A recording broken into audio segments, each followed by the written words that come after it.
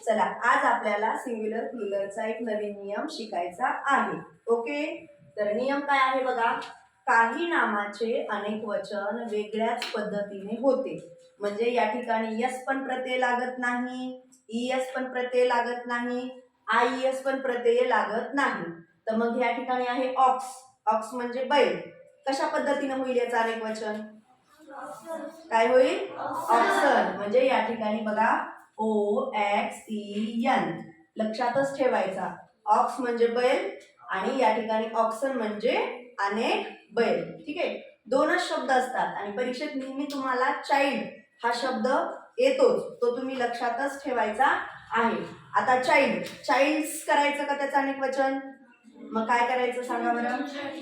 Children. पूर्ण spelling लिहायची CHILD. काय लिहिलं आपण? चाइल्ड चाइल्ड लिहिलं, पण पुढे काय करायचं? फक्त REN. Child children, child children. तर अशा पद्धतीनं हा नियम तुम्हाला परफेक्ट लक्षात ठेवायचा आहे. परीक्षेत नेहमी चाइल्ड हा शब्द येतो. ओके.